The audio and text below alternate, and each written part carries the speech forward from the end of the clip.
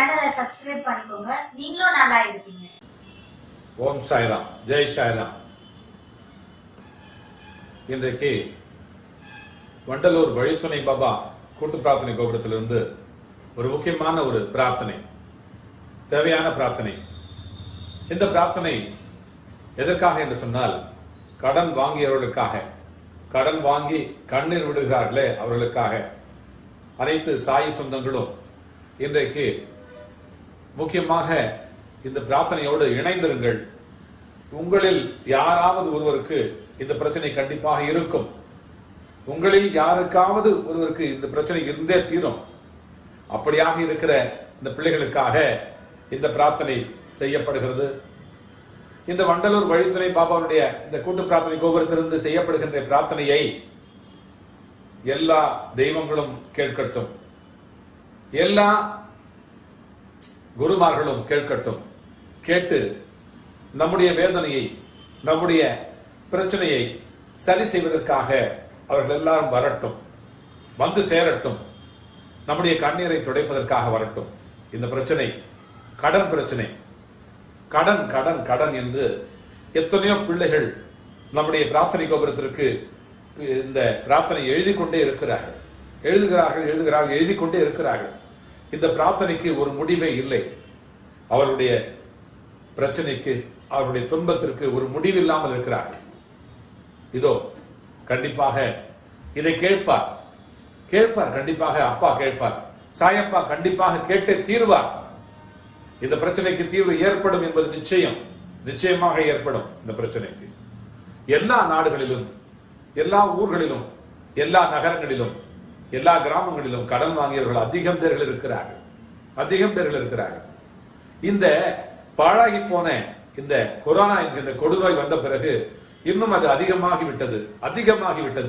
இந்த பிரச்சனையை கண்டிப்பாக பாபா செவிமடுத்து கேட்க வேண்டும். அப்பா கண்டிப்பாக இதை கேட்பார். அந்த நம்பிக்கையில் தான் இதை செய்கிறோம். நம்முடைய பாபா நமக்கு விநாயகராகவும் தெரிகிறார். முதலிலே இந்த பிரார்த்தனைக்கு அவரைத்தான் நாம் அழைக்க வேண்டும். எந்த பூஜைகளை செய்தாலும், புரஸ்காரங்களை செய்தாலும் அவரைத்தான் நாம் அழைக்கிறோம் அல்லவா? விநாயகர் இல்லாமல் எந்த பூஜையும் நமக்கு செய்வதில்லை. அது செய்தால் அது சரிவராது என்பது நமக்கு தெரியும். ஆகினாலே எல்லாம் வல்ல ஞான கடவுள், ஞான தேவன் விநாயகனை வணங்குவோம். அப்பா முருகனுடைய சகோதரன் வணங்கி, முழு முதற் கடவுளை வணங்கி இந்த பிரார்த்தனையை நாம் ஆரம்பிப்போம். இந்த பிரார்த்தனை கண்டிப்பாக கேட்கப்படும். உங்களுக்கு எப்படி கேட்கிறதோ, கடன் வாங்காத பிள்ளைகள் எத்தனை பேர் இருக்கிறார்களோ அவர்களுக்கெல்லாம் எப்படி கேட்கிறதோ அதே போல இந்த தெய்வங்களுக்கெல்லாம் கேட்கும்.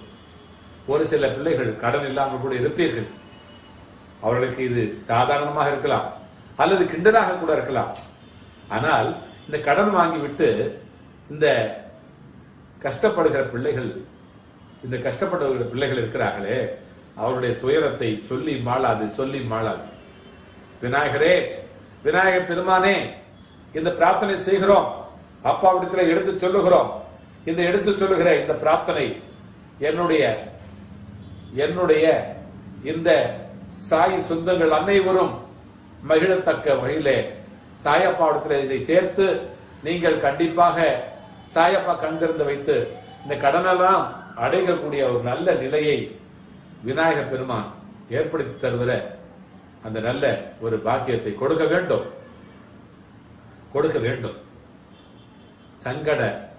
சங்கடங்களை தீர்க்கின்ற விநாயகர். அடுத்ததாக எங்களுடைய குலதெய்வம் எனக்கு மட்டுமல்ல, இதை பார்த்து கொண்டிருக்கிற உங்களுக்கு மட்டுமல்ல, கடன் வாங்கிய எல்லா பிள்ளைகளுக்கும் ஒரு குலதெய்வம் இருக்கும். சில பிள்ளைகளுக்கு குலதெய்வம் கூட தெரியாமல் இருக்கும். அப்படி தெரியாமல் இருந்தாலும் கூட எல்லா குலதெய்வங்களும் வந்து இந்த பிள்ளைகளுடைய கடன்களை எல்லாம் அடைக்கக்கூடிய ஒரு நல்ல நிலையை இந்த குலதெய்வம் நமக்கு தந்து, இந்த குலத்தையே எப்படி காப்பதோ இந்த தெய்வம், அதுபோல இந்த பிள்ளைகளுடைய கடனை அடைத்து, அவருடைய கண்ணீரை துடைத்து கண்ணியத்தை காப்பாற்றி இனிவரும் காலங்களிலாவது ஒரு நல்ல பயம் இல்லாத ஒரு நல்ல தூக்கத்தை கொடுத்து துக்கத்தை துடைத்து நல்லபடியாக வைத்துக் கொள்வதற்காக இந்த குலதெய்வத்தை நாங்கள் வேண்டுகிறோம். பிறகு இஷ்ட தெய்வங்கள் எத்தனையோ இருக்கலாம். ஒவ்வொரு பிள்ளைக்கும் ஒவ்வொரு இஷ்ட தெய்வம் இருக்கும், கண்டிப்பாக இருக்கும். அந்த இஷ்ட தெய்வங்கள் எல்லாம் வந்து கருணை புரிந்து இந்த பிள்ளைகளுடைய எல்லா கடன்களையும் அடைத்து வைத்து இந்த பிள்ளைகளுக்கு ஒரு மகிழ்ச்சியை தர வேண்டும் என்று பிரார்த்தனை செய்கிறோம். அப்பா அடுத்து நம்ம அப்பா தான். யாரு? நம்ம சாயப்பா எல்லாத்தையும் கருணை கூர்ந்து பார்க்கிற நம்ம அப்பா நமக்கு இந்த கடனை அடைச்சு கொடுப்பா அப்படின்னா அடைச்சு கொடுப்பார், கண்டிப்பா அடைச்சு கொடுப்பார். நமக்கு பாருங்க, எவ்வளவு பிள்ளைகள் இருந்தாலும் சரி, எத்தனை செல்வங்கள் இருந்தாலும் சரி, எவ்வளவு வாகனங்கள் இருந்தாலும் சரி, இப்படி எல்லாம் போறாங்க வாகனத்துல. இவர் ரொம்ப நல்லா இருக்கிறாருன்னு நினைக்கிறாங்க சில பேரு. ஆனா அவர் எவ்வளவு படுற கஷ்டம் எல்லாம் இருக்குது. ஒரு மிகப்பெரிய ஒரு தொழிற்சாலையினுடைய அதிபர் வந்து அப்படியே அழுறாரு. ஏன்? நான் வந்து இவ்வளவு பெரிய முதலீடு போட்டிருக்கிறேன், ரொம்ப பெரிய முதலீடு நான் போட்டிருக்கேன். அவர் வெளிநாட்டுக்காரரு, அவரு அழுகிறாரு, கண்ணீர் விடுறாரு. எதுக்கு கண்ணீர் விடுறப்பான்னு கேட்ட, பல கோடிகளை போட்டிருக்காரு. பல கோடிகளை போட்டு கொட்டி அதுல நிறைய இயந்திரங்களை வாங்கி அடுக்கி இந்த மிகப்பெரிய தொழிற்சாலையை கட்டி, கோடிக்கணக்கில் தொழிற்சாலை கட்டி, ஏக்கர் கணக்கில் அதை கட்டி, பல நூற்றுக்கணக்கான ஒரு தொழிலாளிகளை வைத்து வேலைக்கு வாங்கி கொண்டு, சிப்பந்திகள் இவங்கெல்லாம் சம்பளம் கொடுத்துக்கிட்டு பாதி சம்பளம் கூட கொடுக்க முடியல. இந்த இயந்திரங்களுக்கெல்லாம் வாங்கின தொகையை திருப்பி கட்ட முடியல. எனக்கு இந்த தொழிற்சாலையில தொழிலை உற்பத்தி செய்து அதை அனுப்பி அது நல்லபடியா வந்து அது வியாபாரம் ஆகி ஏற்றுமதி பண்ணி அல்லது உள்நாட்டில் வித்து அந்த கடனை அடைக்கக்கூடிய சந்தர்ப்பம் இல்லை, எனக்கு கிடைக்கல. இந்த கொரோனான்ற கொடுநோய் வந்த பிறகு ரொம்ப கஷ்டமாயி போச்சு. இந்த தொழிற்சாலையை மூடக்கூடிய நிலையில் நான் இருக்கிறப்பா. எனக்கு இவ்வளவு பெரிய வாழ்க்கை வாழ்ந்தும், இவ்வளவு பெரிய வசதி முக்கிய ஒரு மிகப்பெரிய நல்ல கார்ல வந்து கூட நான் வந்து கண்ணீர் விடக்கூடிய ஒரு நிலை தான் இருக்குது. இதை விட நான் ரிக்ஷா ஓட்டலாம், இதை விட நான் ஆட்டோ ஓட்டலாம், இதை விட நான் கூலி வேலைக்கு போகலாம். அப்ப கூட நான் வந்து நிம்மதியா இருந்திருப்பேன். கூலி வேலைக்கு போனா ரேஷன் கார்டை வச்சு அந்த ரேஷன் கார்டுல இருந்து அந்த அரிசி வாங்கி பருப்பு வாங்கி சாப்பிட்டா கூட நிம்மதியா இருக்கிறாங்க. என்னால நிம்மதியா இருக்க முடியலன்னு சொல்லிட்டு அந்த மிகப்பெரிய ஒரு தொழிற்சாலையினுடைய ஒரு எம்டி சிஓ அவர் சொல்றாருன்னா எவ்வளவு பெரிய கஷ்டம் இருக்குது பாருங்க. நம்ம எல்லாம் சாதாரண நினைக்கிறோம், கார்ல போறாங்க, அவங்க வந்து ரொம்ப ஏசியில போறாங்க அப்படின்னு சொல்லிட்டு. அப்படிலாம் இல்ல. அந்த நிலைக்கு வர்றதுக்கு அவங்க எவ்வளவு பாடுபட்டிருப்பாங்க, எவ்வளவு கஷ்டப்பட்டிருப்பாங்க. கஷ்டப்பட்டாங்க கூட அந்த நிலையை தக்க வச்சுக்கிறதுக்கு அவங்க எவ்வளவு கஷ்டப்படுறாங்கன்றது அவங்களுக்கு ரொம்ப கஷ்டம். அது ரொம்ப ரொம்ப அந்த அந்த அந்த எண்ணத்துல அந்த அந்த நிலையில அந்த வேதனையில் இருக்கிறவங்களுக்கு தான் அது தெரியும் இல்லையா? நண்பர்களே சாயப்பா கிட்ட உறக்க சொல்லுவோம், சாயப்பா கிட்ட உறக்க எடுத்து சொல்லுவோம். எடுத்து சொல்லி, அப்பா இது நீங்க சரி செய்து கொடுத்தே ஆகணும் அப்படின்னு சொல்லணும்.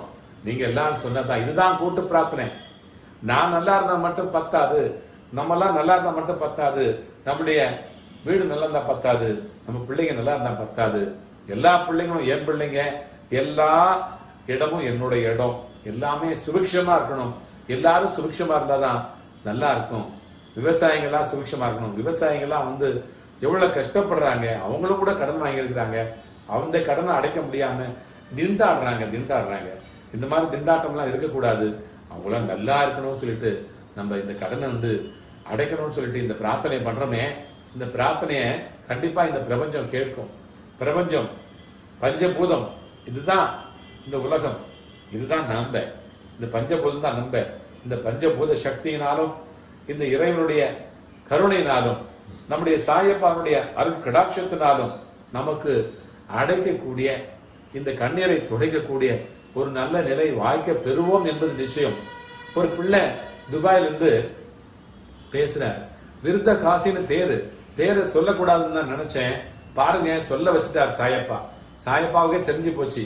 அப்பா இந்த பிள்ளையினுடைய கடனை அடைச்சு கொடுப்பா. அந்த பிள்ளை வந்து ரொம்ப நல்ல பிள்ளை, ரொம்ப நல்ல பிள்ளை தான். எப்படி தெரியுமா? கடன் வாங்கிச்சுப்பா, கடன் வாங்கிட்டு நம்மளால கொடுக்க முடியும்ன்ற தைரியத்துல இந்த ஒரு முன்னேற்றத்துல நம்ம போவோம். இந்த முன்னேற்பாட்டை நம்ம செஞ்சுக்கலாம், இதுல இருந்து நம்ம முன்னேற முடியும்னு ஒரு நம்பிக்கையில கடன் வாங்கிச்சு. ஆனா திடீர்னு இந்த மாதிரி எல்லாம் ஒரு சுச்சுவேஷன் அமைஞ்சு போச்சு. அமைஞ்ச பிறகு இந்த கடனை கொடுக்க முடியாம போச்சு. கடனை கொடுக்க முடியாம அந்த பிள்ளை என்ன பண்ணுச்சு, வெளிநாட்டுக்காக போகலாம், வெளிநாட்டுக்கு போயிட்டு ஏதாவது ஒரு வேலை செய்யலாம்.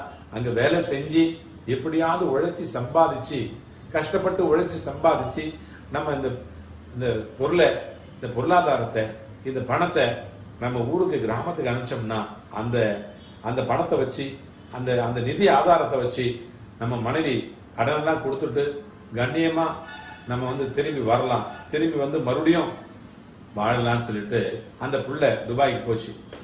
யாரு? இந்த புள்ள தமிழ்நாடு சேர்ந்த புள்ளதான். இந்த மாதிரி இலங்கையில இருந்து நிறைய பிள்ளைங்க வர்றாங்க, அவங்களும் கூட இந்த மாதிரி நிறைய இருக்கிறாங்க. இந்த மாதிரி தமிழ்நாட்டில் போன அந்த புள்ள என்ன பண்ணுச்சுன்னா, அங்க போயிட்டு ஒரு கஷ்டப்பட்டு ஒரு வேலை தேடிச்சு. வேலை கிடைச்சது. நல்ல சம்பளம் கை நிறைய வாங்குது. ஆனா இந்த வட்டிக்கே சரியா போகுது. அப்பா, வட்டிக்கே சரியா போகுதுப்பா. அதுக்கு மேல நான் என்ன பண்ணுவேன்? சாப்பிடறதுக்கு இல்ல. என் பிள்ளைங்க எல்லாம் நான் கிட்டத்தட்ட ஏக்கர் கணக்குல வச்சிருந்தேன்.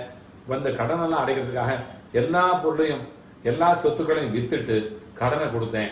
அப்பவும் கூட மீதி கடன் இருக்குது. அந்த மீதி கடனை கூட என்னால இந்த சம்பளத்தை வாங்கி வட்டி கட்ட முடியல. இப்ப நிலம் இல்ல, சொந்தமா நிலம் இல்ல, ஒரே ஒரு வீடு இருக்குது, தங்கறதுக்கு ஒரு வீடு இருக்குது. அதுவும் மிகப்பெரிய லட்சக்கணக்கிலே கோடிக்கணக்கில் போகக்கூடிய அந்த வீடு இல்ல. விருந்த காசுக்கு அந்த ஒரு வீடு தான் இருக்குது. அவங்க மனைவி இருக்காங்க பாத்தீங்களா, அந்த மனைவி அவங்களும் கூட தொழிலுக்கு போறாங்க, காட்டுல போயிட்டு வேலை பண்றாங்க, தினக்கூலிக்கு போறாங்க. எவ்வளவு கஷ்டம் பாருங்க. எப்படி வாழ்ந்தவங்க இப்படி ஆயிட்டாங்கன்னு சொல்லிட்டு ஊர்ல எல்லாரும் பேசுறத பார்த்து ரொம்ப ரொம்ப அவமானப்படுறாங்க. மானம் போச்சே அப்படின்னு சொல்லிட்டு கஷ்டப்படுறாங்க. எப்படி வாழ்ந்தோம் நாங்க, எப்படி இருந்தோம் நாங்க. இந்த ஊர்ல நான் இவ்வளவு பெரிய வசதியோடும் நிலத்தோடும் நல்ல பண்ணையாராகவும் நல்லபடியா நான் வாழ்ந்தனே. இந்த வாழ்ந்த வாழ்க்கை என்ன ஆச்சு? நான் என்ன பண்ண பாவம்? இந்த பாவத்துக்கு பரிகாரம் என்ன பண்ணுவேன் சாயப்பா அப்படின்னு சொல்லிட்டு அந்த புள்ள கண்ணீர் விடுது. அந்த புள்ள அந்த அந்த அந்த அந்த மனைவி, அந்த விருதுகாசனுடைய மனைவி காட்டுல போய் வேலை செய்து பிள்ளைங்களை படிக்க வைக்கணும். அந்த புள்ள மறுபடியும் வரணும். இப்ப கொரோனா மாட்டிக்கிச்சு, அந்த நாட்டுல மாட்டிக்கிச்சு. அங்கிருந்து பணத்தை எடுத்துட்டு வரணும், இங்க வரணும். எடுத்து வரதுக்கு பணம் இல்லை. அந்த அளவுக்கு இன்னும் பணம் சேரல, பொருளாதாரம் சேரல. எப்படி அடைப்பேன்? என் பிள்ளை எப்படி படிக்க வைப்பேன்? என்னுடைய மனைவியை எப்படி, மனைவியுடைய கண்ணியத்தை நான் எப்படி காப்பாற்றுவேன்? அவங்ககிட்ட நல்ல பேர் எப்படி வாங்குவேன்? ஊர்ல நல்ல பேர் எப்படி வாங்குவேன்னு சொல்லிட்டு ஒவ்வொரு நிமிஷமும் தூக்கம் இல்லை. இரவுல தூக்கம் இல்லை, தூக்கமே இல்லை. தூங்குறதுக்கு எங்க? எல்லாம் இரவும் பகலும் ஒரே மாதிரி இருக்குது.